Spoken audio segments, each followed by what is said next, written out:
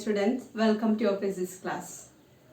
നമ്മൾ ഇന്ന് ഡിസ്കസ് ചെയ്യാൻ പോകുന്നത് പുതിയൊരു ടോപ്പിക്കാണ്. Topic is relative density. Relative density. ഈ റിലേറ്റീവ് ഡെൻസിറ്റി എന്നുള്ള ടോപ്പിക്കിലേക്ക് ചാടുന്നതിന് മുൻപ് നമുക്ക് ആദ്യം ഇതിൽ അറിയേണ്ട ഒരു കാര്യമുണ്ട്. ഈ രണ്ട് വേർഡിന്റെ അർത്ഥം നമുക്കറിയാം അല്ലേ? റിലേറ്റീവ് മീൻസ് എന്തിനോ സംബന്ധിച്ച്, ഡെൻസിറ്റി പറഞ്ഞ സാന്ദ്രത എന്നുള്ളൊരു വേർഡ് അല്ലേ? അപ്പോൾ ആദ്യം നമുക്ക് ഈ ഡെൻസിറ്റി എന്നിട്ടുള്ള ഈ ഒരു കൺസെപ്റ്റ് എന്താണെന്ന് മനസ്സിലാക്കണം. ഡെൻസിറ്റി അഥവാ സാന്ദ്രത. നിങ്ങളെല്ലാവരും കേട്ടിട്ടുണ്ടാവും സാന്ദ്രത കൂടിയ വസ്തു അല്ലെങ്കിൽ സാന്ദ്രത കുറഞ്ഞ വസ്തു അല്ലെങ്കിൽ സാന്ദ്രത കൂടിയ ദ്രാവകം, സാന്ദ്രത കുറഞ്ഞ ദ്രാവകം എന്നൊക്കെ എല്ലാവരും കേട്ടിട്ടുണ്ടായിരുന്നു. അപ്പൊ എന്താണ് സാന്ദ്രത? അതിന് നമ്മൾ എങ്ങനെയാണ് ഡിഫൈൻ ചെയ്യാൻ നോക്കാം. സാന്ദ്രത അല്ലെങ്കിൽ ഡെൻസിറ്റി എന്ന് പറയുന്നത് ഒരു വസ്തുവിനെ സംബന്ധിച്ച് അതിന്റെ mass per unit volume, mass per volume, ഇതിനാണ് എന്ത് പറയുന്നത്? ഡെൻസിറ്റി എന്ന് പറയുന്നത്. ഈ ഡെൻസിറ്റീനെ ഡിനോട്ട് ചെയ്യുന്നത് ഡി എന്ന ലെറ്റർ വെച്ചിട്ടോ അല്ലെങ്കിൽ റോ എന്ന് പറഞ്ഞിട്ടുള്ള ലെറ്റർ വെച്ചിട്ടോ ആണ്. അപ്പൊ ഡെൻസിറ്റി എന്ന് പറയുന്നത് എന്താണ്? മാസ് പെർ യൂണിറ്റ് വോളിയം അല്ലെങ്കിൽ മാസ് പെർ വോളിയത്തിനാണ് എന്ന് പറയുന്നത് density. Density of corresponding object or liquid. ഇനി ആ ഡെൻസിറ്റിനെ നമ്മൾ ഡിനോട്ട് ചെയ്യുന്ന ലെറ്റർ ആണ് ഡി അല്ലെങ്കിൽ റോ. റോ ആണ് ഈ ലെറ്ററിനെ പറയുന്ന പേര് കേട്ടോ, റോ എന്ന്. ഇനി ഡെൻസിറ്റി എങ്ങനെ കണക്കാക്കാൻ നോക്കാം. അപ്പൊ മാസ് പെർ വോളിയം ആണ് അല്ലേ? അപ്പൊ ഒരു എക്സാമ്പിൾ എടുക്കാം. നമ്മുടെ കയ്യിലൊരു ബോക്സ് ഉണ്ട്. ഈ ബോക്സിന്റെ ഡെൻസിറ്റി നമുക്ക് അറിയണം. ഈ ബോക്സിന്റെ ഡെൻസിറ്റി അറിയണമെങ്കിൽ ആദ്യം എന്ത് ചെയ്യണം? ഈ ബോക്സിന്റെ മാസ് എത്രയെന്ന് അറിയണം. മാസ് അറിയാൻ വേണ്ടി നമ്മൾ എന്ത് ചെയ്യും? ഇതിനെ ഒരു സ്പ്രിംഗ് ബാലൻസ്, നിങ്ങൾ എല്ലാവരും പഠിച്ചിട്ടുണ്ട് സ്പ്രിംഗ് ബാലൻസ്. എന്താണ് സ്പ്രിംഗ് ബാലൻസ് എന്നുള്ളതും അത് എന്തിനാണ് ഉപയോഗിക്കുന്നത് അല്ലെ? വെയിറ്റ് അല്ലെങ്കിൽ മാസിനെ മെഷർ ചെയ്യാൻ വേണ്ടിയിട്ടാണ് നമ്മൾ എന്ത് യൂസ് ചെയ്യുന്നത്? സ്പ്രിംഗ് ബാലൻസ് യൂസ് ചെയ്യുന്നത്. അപ്പോൾ ആ സ്പ്രിംഗ് ബാലൻസ് യൂസ് ചെയ്തിട്ട് നമ്മൾ ഈ ഒരു ബ്ലോക്കിന്റെ മാസ് കണ്ടെത്താം. ആ മാസിന്റെ വാല്യൂ നമുക്ക് കണ്ടെത്തിയപ്പോൾ നമുക്ക് 15 or 10 gram ആണെന്ന് വിചാരിക്കാം. 10 gram or kilogram. Okay, 10 kilogram എന്ന് വിചാരിക്കുക. അത്രയും മാസീവ് ആണ് അല്ലേ? എന്നാൽ 10 വേണ്ട, 2 ആക്കാം. 2 kilogram എന്നാണ്. ഇനി അടുത്തത് ഈ ഒരു ബ്ലോക്കിന്റെ വോളിയം കണ്ടെത്തണം. വോളിയം എന്ന് പറഞ്ഞാൽ വ്യാപ്തം ഓരോ ഷേപ്പിനും അതേതായിട്ടുള്ള വ്യാപ്തം കണ്ടുപിടിക്കാൻ പറ്റും. അതിൻ്റെതായിട്ടുള്ള ഫോർമുലാസ് ഉണ്ട്. ഇവിടെ നമ്മൾ യൂസ് ചെയ്തിരിക്കുന്ന ഒരു ബ്ലോക്കാണ്. അപ്പോൾ നമുക്ക് ഇതിന്റെ വ്യാപ്തം അല്ലെങ്കിൽ വോളിയം നമുക്ക് ഇതിന്റെ ലെങ്ത് മെഷർ ചെയ്തിട്ടും ബ്രെഡ്ത്ത് മെഷർ ചെയ്തിട്ടും തിക്നെസ് മെഷർ ചെയ്തിട്ടും കണ്ടുപിടിച്ചോടെ. ഈ ഒരു ബ്ലോക്കിന്റെ ലെങ്ത് മെഷർ ചെയ്തിട്ടും ബ്രെഡ്ത്ത് മെഷർ ചെയ്തിട്ടും തിക്നെസ് മെഷർ ചെയ്തിട്ടും കണ്ടുപിടിക്കണം. ഇപ്പോ ഇതിന്റെ ലെങ്ത് എന്ന് പറഞ്ഞത് 5 എടുക്കാം.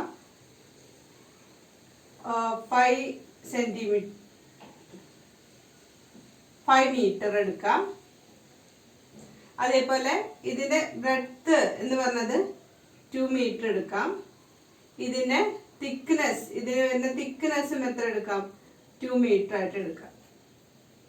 ഓക്കെ, ഇപ്പൊ ഞാൻ സ്റ്റാൻഡേർഡ് യൂണിറ്റിലേക്ക് ആക്കാൻ വേണ്ടിയിട്ടാണ് ഞാൻ മീറ്റർ കണക്കെടുത്തത് കേട്ടോ. നമുക്ക് സെന്റിമീറ്ററിൽ കണ്ടെത്താം, എങ്ങനെ വെച്ചാൽ കണ്ടെത്താം. അപ്പോൾ നമ്മൾ വോളിയം കണ്ടെത്താൻ പോവാണ്. വോളിയം ഓഫ് ദി ബ്ലോക്ക് എങ്ങനെ കിട്ടും? 5 × 2 × 2 അല്ലേ? ലെങ്ത് ബ്രെഡ് ഒക്കെ മെഷർ ചെയ്തിട്ട് അതിന്റെ വോളിയം കണ്ടെത്തി. അപ്പൊ ഇത് എത്ര വരും? 20 മീറ്റർ ക്യൂബ്. കിട്ടിയില്ലേ? അപ്പൊ നമുക്കൊരു ഒബ്ജക്റ്റ് കിട്ടി. ആ ഒബ്ജക്റ്റിന്റെ മാസ് നമുക്ക് മെഷർ ചെയ്യാം. അതേപോലെ അതിന്റെ വോളിയം നമുക്ക് കണ്ടെത്താം. ഇനി ഈ ഒരു ഒബ്ജക്റ്റിന്റെ ഡെൻസിറ്റി എന്ന് പറയുന്നത് ഡെൻസിറ്റി ഡി അല്ലെങ്കിൽ റോ എങ്ങനെ കണ്ടെത്താം? മാസ് പെർ യൂണിറ്റ് വോളിയാണ്. ഇവിടെ മാസ് എന്ന് പറഞ്ഞത് എത്രയാണ്? 2 kilogram. യൂണിറ്റ് വോളിയം എത്രയാണ്? 2 കിലോഗ്രാം. യൂണിറ്റ് വോളിയം എന്ന് പറഞ്ഞത് 20 ആണ് അല്ലേ. അപ്പം ഇതിന് നമ്മൾ ഡിവൈഡ് ചെയ്ത് കഴിഞ്ഞിട്ടുണ്ടെങ്കിൽ നമുക്ക് എന്ത് കിട്ടും? 1/10 കിലോഗ്രാം മീറ്റർ ക്യൂബ് കിട്ടും അല്ലേ. അതായത് 0.1 കിലോഗ്രാം പെർ മീറ്റർ ക്യൂബാണ് നമ്മളുടെ ബ്ലോക്കിന്റെ ഡെൻസിറ്റി. റെഡി ആയല്ലോ. ഇപ്പൊ ഡെൻസിറ്റി എങ്ങനെയാണ്? ഇപ്പൊ ഡെൻസിറ്റി എന്നുള്ള കൺസെപ്റ്റ് ആണ് ഞാൻ പറഞ്ഞു തന്നത്. ഡെൻസിറ്റി എന്ന് പറയുന്നത് മാസ് പെർ യൂണിറ്റ് വോളിയം ആണ്. അപ്പോൾ അത് ഡിനോട്ട് ചെയ്യുന്നത് ഡിയും അല്ലെങ്കിൽ റോ വെച്ചിട്ടാണ്. ഇനി അതിന്റെ യൂണിറ്റ് എന്ന് പറയുന്നത് കിലോഗ്രാം പെർ മീറ്റർ ക്യൂബ് ആണ് കേട്ടോ. കിലോഗ്രാം പെർ മീറ്റർ ക്യൂബ് ആണ് ഡെൻസിറ്റിയുടെ സ്റ്റാൻഡേർഡ് യൂണിറ്റ്. ഇനി ഒരു എക്സാമ്പിൾ ആയിട്ട് പറഞ്ഞതാണ് ഡെൻസിറ്റി എങ്ങനെയാണ് കണ്ടെത്തേണ്ടത്. അപ്പം നമുക്കൊരു ഒബ്ജക്റ്റ് തരും. ഇപ്പം നിങ്ങൾക്കാണെങ്കിൽ അതായത് നിങ്ങൾക്ക് സ്റ്റുഡൻസിനാണെങ്കിൽ നിങ്ങൾക്ക് കൃത്യമായിട്ട് ഡെൻസിറ്റി ഓരോ വസ്തുക്കളും ഡെൻസിറ്റി പഠിക്കാനുണ്ടായിരിക്കും കേട്ടോ. വാട്ടറിൻ്റെ ആയാലും കെറോസിനായാലും ഹണി ആയാലും ഇനി മെറ്റീരിയൽ ആണെങ്കിലും അതിൻ്റെയൊക്കെ ഡെൻസിറ്റി നിങ്ങൾക്ക് സോളിഡ് ആയിട്ട് പഠിക്കാനുണ്ടായിരിക്കും. ഇത് ജസ്റ്റ് ഒരു എക്സാമ്പിൾ മാത്രമാണ്. അപ്പോൾ ഈ ഒരു എക്സാമ്പിളിൽ നമ്മൾ ഒരു ഒബ്ജക്റ്റ് നമ്മുടെ കയ്യിലുണ്ട്, അതിൻ്റെ മാസ് നമ്മൾ കണ്ടെത്തി, അതേപോലെ അതിൻ്റെ വോളിയം നമ്മൾ കണ്ടെത്തി. എന്നിട്ട് എന്ത് ചെയ്തു? ഡെൻസിറ്റി കണ്ടുപിടിക്കാൻ മാസ് പെർ വോളിയം ആണ് ചെയ്യേണ്ടത്. മാസ് പെർ വോളിയം ചെയ്തു, നമുക്കൊരു പർട്ടിക്കുലർ വാല്യൂ കിട്ടി. അതാണ് ഈ ഒരു ഒബ്ജക്റ്റിന്റെ ഡെൻസിറ്റി ആയിട്ട് കണക്കാക്കിയത്. ഓക്കെ, അപ്പോൾ density unit kilogram per metre cube ആണ്. ഇനി നമ്മൾ എങ്ങനെയാണ് ഈ ഒരു ഡെൻസിറ്റി, റിലേറ്റീവ് ഡെൻസിറ്റി ഇത് പറയുന്നത് നോക്കാം. ഇപ്പൊ നമ്മളൊരു ഒബ്ജക്റ്റിനാണ് എടുത്തല്ലേ, സിംഗിൾ ആയിട്ടുള്ള ഒബ്ജക്റ്റുകളുടെ ഡെൻസിറ്റികളാണ് നമ്മൾ കണക്കാക്കിയത്.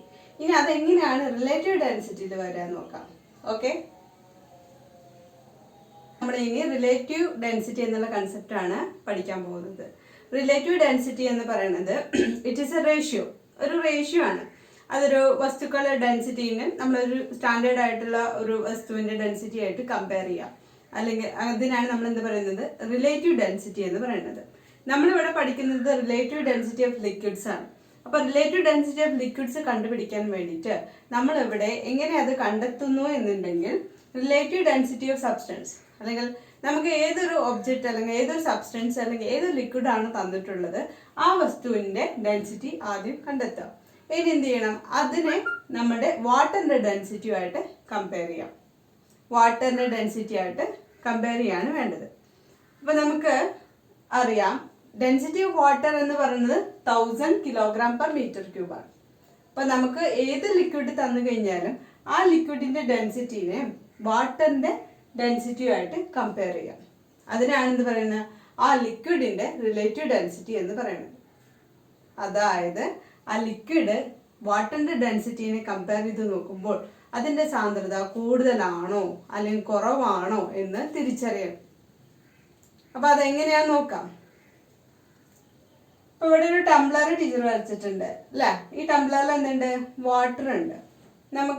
നിങ്ങൾക്ക് അറിയാവുന്നൊരു കാര്യമാണ്, വാട്ടറിന്റെ ഡെൻസിറ്റി എന്ന് പറഞ്ഞാൽ 1000 കിലോഗ്രാം പെർ മീറ്റർ ക്യൂബ് ആണ്. അപ്പൊ ഈ വാട്ടറിന്റെ ഡെൻസിറ്റിനേക്കാളും കൂടുതലുള്ള വസ്തുക്കള് അല്ലെങ്കിൽ കൂടുതലുള്ള ലിക്വിഡുകള് ഇതൊക്കെ വന്നിട്ടുണ്ടെങ്കിൽ ഇത് വാട്ടറിൽ എവിടെ കിടക്കും? ഡെൻസിറ്റി കൂടിയതാണെങ്കിൽ അതെല്ലാം വാട്ടറിന്റെ അടിയിൽ വന്ന് കിടക്കും അല്ലെ. വാട്ടറിന്റെ ഇപ്പൊ ഒരു മെറ്റൽ ബ്ലോക്ക് ആണെങ്കിൽ അത് താഴ്ന്നു വന്ന് കിടക്കും. സർട്ടൻ ലിക്വിഡ്സ് ആണെങ്കിൽ ഡെൻസിറ്റി കൂടിയതാണെങ്കിൽ വാട്ടറിനേക്കാളും താഴെ വന്ന് കിടക്കും. ഇപ്പൊ ഈ റെഡിൽ കാണിച്ചിരിക്കുകയാണ് ഡെൻസിറ്റി കൂടുതലായിട്ടുള്ള ലിക്വിഡ്സ് അല്ലെങ്കിൽ ഒബ്ജക്റ്റുകൾ. ഇനി ഇവിടെ നോക്കാം, വാട്ടറിന്റെ ഡെൻസിറ്റിയെക്കാളും കുറവുള്ള ഒബ്ജക്റ്റുകളാണ് വാട്ടറിലേക്ക് വീഴുന്നത് അല്ലെങ്കിൽ വാട്ടറിൽ ഇമ്മേഴ്സ്ഡ് ആയി പോകുന്നതെന്ന് വിചാരിച്ചിട്ട്. അപ്പൊ എന്താ സംഭവിക്കുക? അതെല്ലാം ഫ്ലോട്ട് ചെയ്യും അല്ലേ. ഡെൻസിറ്റി കുറവായിട്ടുള്ള വാട്ടറിന്റെ ഡെൻസിറ്റിനേക്കാളും കുറവായിട്ടുള്ള ഒബ്ജക്റ്റുകളൊക്കെ ഫ്ലോട്ട് ചെയ്യും. അതേപോലെ ലിക്വിഡ്സ് ആണെങ്കിലും അത് എന്ത് ചെയ്യും? വാട്ടർ ലെവലിന്റെ മുകളിൽ ഇങ്ങനെ ഫ്ലോട്ട് ചെയ്ത് കിടക്കും. ഓക്കെ, അപ്പൊ ഈ ഒരു ഡയഗ്രത്തില് ഈ പിക്ചറില് ഡെൻസിറ്റി കൂടിയതൊക്കെ വാട്ടറിന്റെ തട്ട് താഴെയായിട്ടും ഡെൻസിറ്റി കുറഞ്ഞതൊക്കെ ഡെൻസിറ്റി കുറവുള്ളതൊക്കെ എന്താണ് വാട്ടറിന്റെ മുകളിലായിട്ട് കാണും. അപ്പം നമ്മൾ റിലേറ്റീവ് ഡെൻസിറ്റി എന്ന് പറയുന്നത് ഇങ്ങനെയാണ് കണ്ടുപിടിക്കുന്നത്.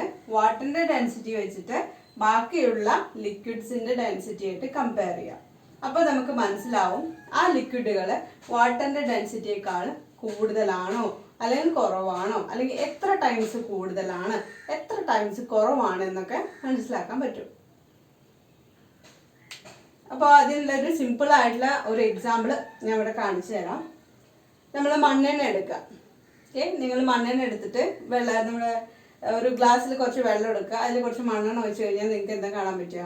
മണ്ണെണ്ണ വാട്ടറിന്റെ മുകളിൽ ഫ്ലോട്ട് ചെയ്യുന്നതായിട്ട് കാണാൻ പറ്റുക അല്ലേ? മണ്ണെണ്ണ വാട്ടറിന്റെ മുകളിൽ ഫ്ലോട്ട് ചെയ്തായിട്ട് കാണാൻ പറ്റുക. അതിന്റെ അർത്ഥം എന്താ? അതെ അല്ലേ? എന്താണ്? മണ്ണെണ്ണയ്ക്ക് ഡെൻസിറ്റി കുറവാണ്, സാന്ദ്രത കുറവായതുകൊണ്ടാണ് അത് വാട്ടറിന്റെ മുകളിൽ ഫ്ലോട്ട് ചെയ്യാൻ കാരണം. അപ്പൊ നമുക്ക് നോക്കാം എന്താണ് ഈ റിലേറ്റീവ് ഡെൻസിറ്റി ഓഫ് മണ്ണെണ്ണ അല്ലെങ്കിൽ റിലേറ്റീവ് ഡെൻസിറ്റി ഓഫ് കെറോസിൻ എന്ന് നോക്കാം. നമ്മളിവിടെ കണ്ടുപിടിക്കുന്നത് relative density of kerosene. Relative density of kerosene ആണ് നമ്മൾ കണ്ടെത്തുന്നത്. അപ്പൊ അതിന് ആദ്യമായിട്ട് എന്താ അറിയേണ്ടത്? ഡെൻസിറ്റി ഓഫ് ഏതാണോ നമ്മൾ ലിക്വിഡ് എടുക്കുന്നത് അതിന്റെ ഡെൻസിറ്റി അറിയണം അല്ലേ? കെറോസിന്റെ ഡെൻസിറ്റി നമുക്ക് അറിയുന്നതാണ്. നമുക്കത് കൃത്യമായിട്ട് നമ്മുടെ ടെക്സ്റ്റ് ബുക്കിൽ പറഞ്ഞിട്ടുണ്ട്. 810 കിലോഗ്രാം പെർ മീറ്റർ ക്യൂബാണ്. ഓക്കെ, 810 കിലോഗ്രാം പെർ മീറ്റർ ക്യൂബാണ് നമ്മുടെ കെറോസിന്റെ ഡെൻസിറ്റി. ഇനി അതിന് ഏത് ഡെൻസിറ്റി ആയിട്ടാണ് കമ്പയർ ചെയ്യുന്നത്? യെസ്, നമ്മുടെ യൂണിവേഴ്സിൽ അവൈലബിൾ ആയിട്ടുള്ള വാട്ടറിന്റെ ഡെൻസിറ്റി അല്ലേ? അതായത് 1000 kilogram per metre cube. Ready ആയല്ലോ? ഇനി ജസ്റ്റ് മാത്തമാറ്റിക്കൽ വർക്ക്സേ ഉള്ളൂ.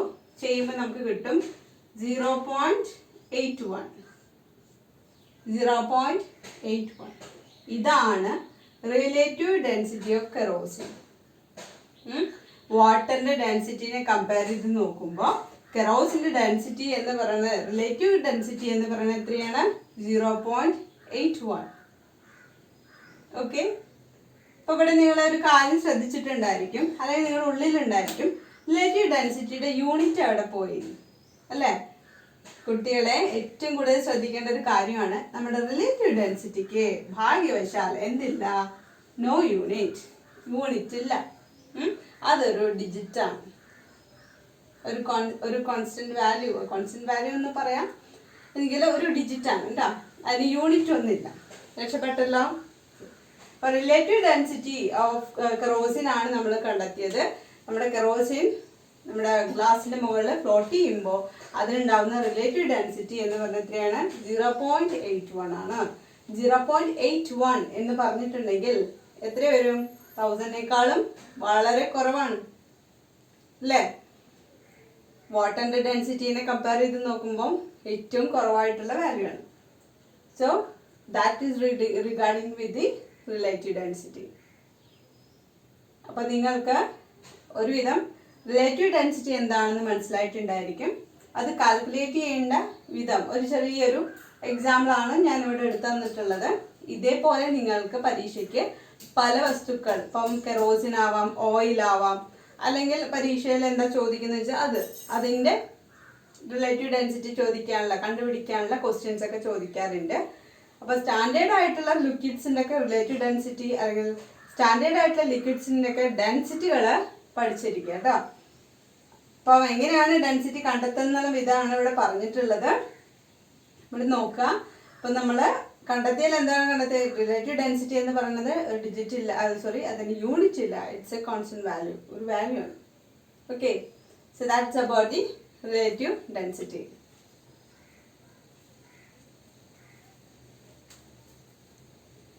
നമ്മൾ റിലേറ്റീവ് ഡെൻസിറ്റി വേരിയസ് ലിക്വിഡ്സിനെ കണ്ടുപിടിക്കേണ്ട ഒരു ഉപകരണമുണ്ട്. അതിനെ കുറിച്ചിട്ട് പഠിക്കുകയാണ്.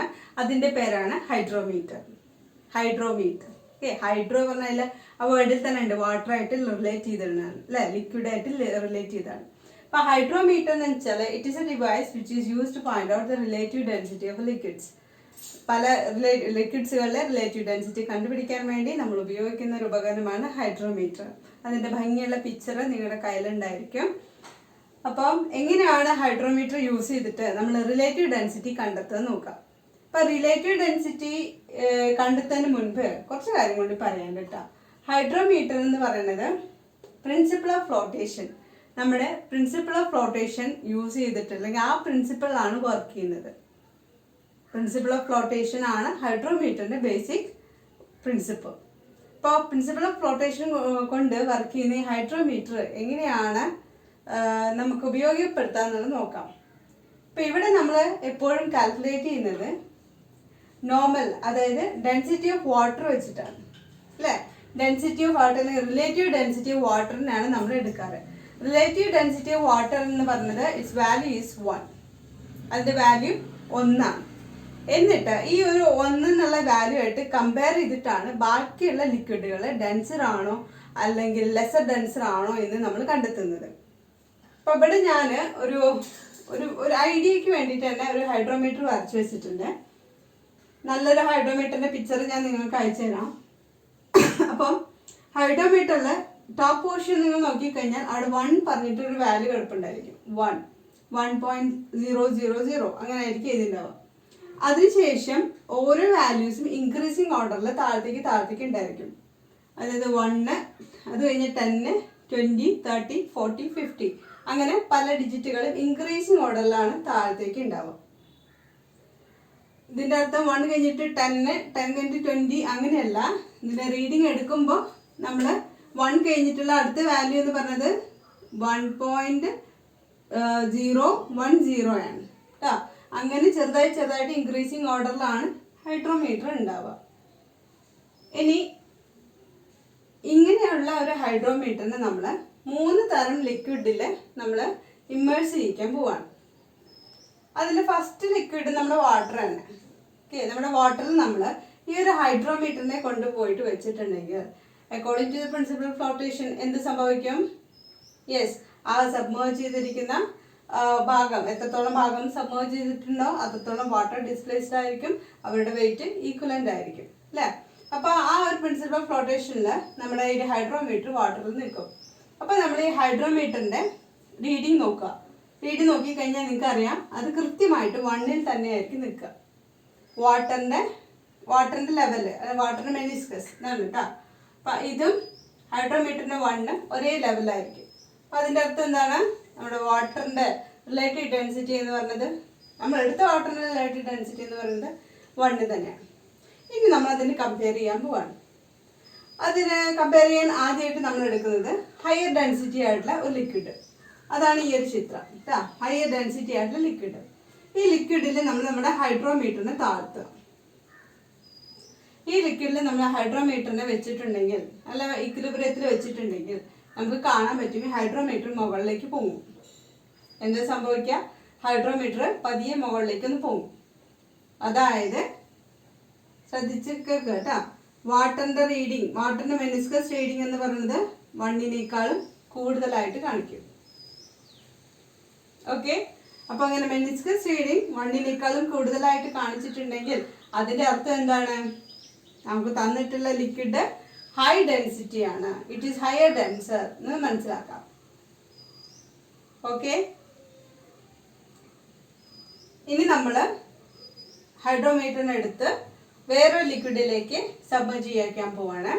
ആ ലിക്വിഡ് ലോവർ ഡെൻസിറ്റി ആണെന്ന് നമുക്ക് നോക്കാം. അപ്പോൾ അതാണ് ഇവിടെ വരച്ചിട്ടുള്ളത്.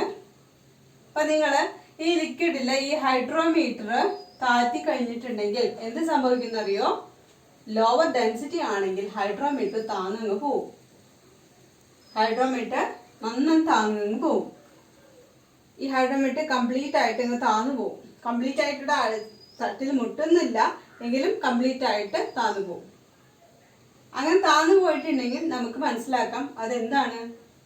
ആ ലിക്വിഡ് ലെസർ ഡെൻസർ ആണ്, അല്ലെങ്കിൽ ലോ ഡെൻസിറ്റി ഉള്ള ലിക്വിഡാണ്. ഇവിടെ നോക്കിയേ, 1 ആണ് നോർമൽ വാല്യൂ അല്ലേ. ഇതിനേക്കാളും താവണമെങ്കിൽ ഹൈഡ്രോമീറ്റർ മുങ്ങണ്ടേ? വേണം. 1നേക്കാളും ഇവിടെ ആയിരിക്കും എന്ത് ലിക്വിഡിന്റെ മെനിസ്കസ് ലെവൽ വരുന്നത്. അപ്പൊ ലെസർ ഡെൻസർ ആയിട്ട് അല്ലെങ്കിൽ ലോ ഡെൻസിറ്റി ആയിട്ടുള്ള ലിക്വിഡില് ഹൈഡ്രോമീറ്ററിന്റെ വാല്യൂ വളരെ കുറവായിരിക്കും, 1നേക്കാളും കുറവായിരിക്കും. അതേസമയം ഹൈ ഡെൻസിറ്റി ആയിട്ടുള്ള ലിക്വിഡില് ഹൈഡ്രോമീറ്റർ കാണിക്കുന്ന വാല്യൂ 1 കൂടുതലായിരിക്കും. നോർമൽ വാട്ടറിൽ ഹൈഡ്രോമീറ്റർ കാണിക്കുന്ന വാല്യൂ 1 ആയിരിക്കും. ഓക്കെ, അപ്പൊ ഹൈഡ്രോമീറ്ററിന്റെ റീഡിങ്സ് ഒന്ന് മനസ്സിലാക്കി വെക്കുക. ഡീപ്പായിട്ട് പഠിക്കേണ്ട ആവശ്യം നമുക്കില്ല, എങ്കിലും ഒന്ന് മനസ്സിലാക്കി വെക്കുക. അത് 1 കഴിഞ്ഞിട്ട് ഇൻക്രീസിങ് ഓർഡറിലാണ് താഴത്തേക്ക് വരിക. പിന്നെ ഡെൻസർ മീഡിയത്തിലാകുമ്പോൾ ഹൈഡ്രോമീറ്ററിൽ അത് എന്ത് ചെയ്യും, മുകളിലേക്ക് പൊങ്ങും അല്ലെ. മുകളിലേക്ക് പൊങ്ങുക എന്ന് പറഞ്ഞാൽ 1 ഇൻക്രീസിങ് ഓർഡർ ആയിട്ടുള്ള വാല്യൂസ് നമുക്ക് ഇവിടെ കിട്ടും. അതാണ് ഡെൻസർ. അതേസമയം ലോ ഡെൻസിറ്റി ആണെങ്കിൽ ഹൈഡ്രോമീറ്റർ താഴ്ന്നു പോകും എന്ന് വിചാരിക്കും, താഴ്ന്നു പോകും. അപ്പോൾ നമുക്ക് മനസ്സിലാക്കാം, നമുക്ക് എടുത്തിട്ടുള്ള ലിക്വിഡ് എന്താണ്, ലെസ്സർ ഡെൻസർ ആണ്. ഓക്കെ, ഇതാണ് ഹൈഡ്രോമീറ്റർ. രസല്ലേ? ഈ ഹൈഡ്രോമീറ്ററിന്റെ ഈ വേറൊരു രൂപമാണ് എന്ത്, ലാക്ടോമീറ്റർ എന്ന് പറയുന്നത്. ലാക്ടോമീറ്റർ എന്ന് പറയുന്നത് പാലിന്റെ പരിശുദ്ധി അളക്കാൻ വേണ്ടിയിട്ട് നമ്മൾ ഉപയോഗിക്കുന്നതാണ്. ആ ലാക്ടോമീറ്ററിലും സെയിം പ്രിൻസിപ്പിൾ ആണ് യൂസ് ചെയ്യുന്നത് കേട്ടോ. റിലേറ്റീവ് ഡെൻസിറ്റി ഓഫ് ലിക്വിഡ്സ് എന്നാണ് യൂസ് ചെയ്യുന്നത്. അപ്പൊ പാലിന്റെ പരിശുദ്ധി അതിനനുസരിച്ചിട്ട് ആ ലാക്ടോമീറ്ററും ഇതേപോലെ റീഡിങ്സ് കാണിക്കും. ഓക്കെ, അപ്പൊ അതൊരു ബെറ്റർ ഇൻഫർമേഷന് വേണ്ടിയിട്ട് പറഞ്ഞതാണ്. ലാക്ടോമീറ്ററും ഹൈഡ്രോമീറ്ററും ഉണ്ട്, രണ്ടും പ്രിൻസിപ്പിൾ ഓഫ് ഫ്ലോട്ടേഷന്റെ ആപ്ലിക്കേഷൻസ് ആണെന്ന് ഓർത്തിരിക്കാം. Thank you.